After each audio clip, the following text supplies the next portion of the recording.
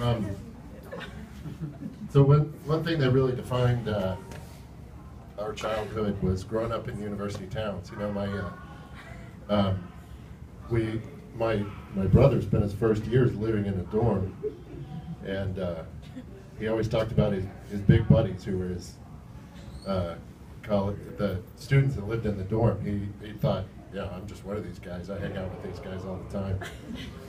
And so that was a constant in our lives. Was you know, when I was a kid, I remember my mom would work long hours, so I spent a lot of hours exploring random buildings on campus because and office chair races down empty hallways.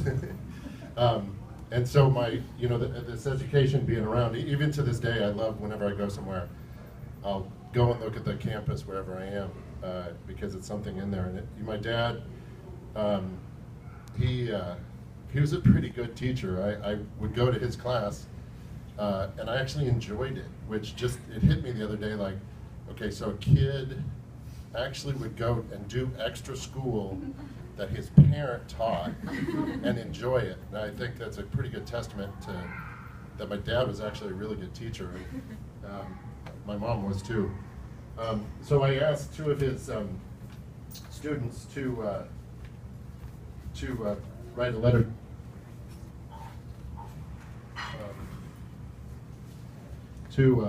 Just to write a letter. I wanted to talk about him as a professor and an educator, but also a mentor, which inevitably, if you're a teacher, you are.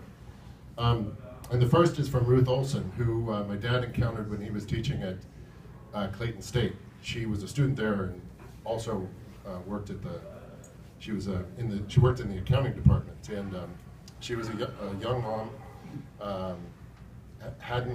Didn't have her, she was, I think, in her early 20s when they first met, and she didn't have her degree. So my dad was always somebody that saw a lot in other people and really, saw a lot of possibilities. He's kind of hard on himself, but always saw a lot in others, and he really encouraged them. And he also, in particular, was a pretty strong feminist and really thought, he really, although, I think he, in particular, liked helping young, promising women because, as I say, that sounds weird, but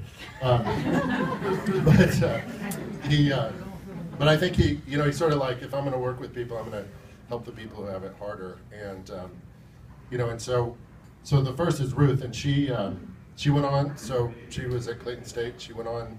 She and her husband moved to Kentucky. She got her degree at Western Kentucky, I believe, and then went on to get a CPA, to do the CPA exam, and is now finishing her MBA next semester. I think she's just a few credits short of that. She lives in Minneapolis now, so she wrote this letter. She said, "I'm so grateful to have known Richard and to be part of his life today." And one thing I should say is that they became real friends. In fact, there's a picture of her visiting here in San Francisco. I'm so grateful to have known Richard and to be part of celebrating his life today. He was a precious man with a beautiful heart and soul, a true gift to us all. Our friendship blossomed from acquaintance to a deeper, cherished friendship over nearly 30 years. Richard was always there with a caring ear to bounce ideas off or just listen when needed, and vice versa. I thought of him as my teacher, traveler, and friend. He had so many stories to share about his adventures and lessons learned. He was always so down to earth, even though he wore some very mighty hats in his life. I loved spending time with him. He was a most favorite person in the world. He definitely had a sweet, silly side to him. I remember one time when he took a hair bow from my hair and tried to clip it into his own hair. When that didn't work, he clipped it onto his ear and sort of danced around, all proud of himself with his mischievous big grin and sparkling eyes. That's an example of something I didn't know my dad was capable of. That's how you learn through this. His love for his friends and family was so apparent. He became animated telling the stories about visits, dinners, and the activities of his grandchildren he was so proud of. I also observed his heart for kids and babies in stores and restaurants as he randomly engaged them with smiles and goofy faces in public. He had such a loving spirit even with strangers. Richard was a strong believer in getting a good education. On some of our road trips, we visited Stanford University, and Notre Dame campus, he seemed to look for ways to incorporate his teaching into everyday chances in life. The teacher in him encouraged me to get a college degree and to continue with lifelong learning. He often shared his personal thoughts and knowledge in a gentle way that opened my mind and influenced my thinking in a broader sense. He even inspired the teacher in me, appreciated the food for thought, and admired his respect for women and their independence. He encouraged that in me and said that he was proud of my efforts and accomplishments. He was a cheerleader that supported many goals and dreams. That validation meant a lot to me. Richard was a seasoned traveler and received great pleasure in showing me and others around places that he would so that he would experience the same, that we would experience the same joy that he did. During a trip to wine country, Napa and Sonoma, and waiting for a tour, he noticed some chickens and started talking about the brown eggs and why they were of different colors. He stayed curious and his mind was always thinking.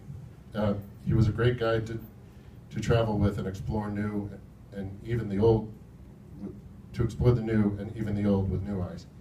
I had some time between jobs and Richard suggested that taking a road trip with him to Yellowstone and stopping for other sightseeing along the way.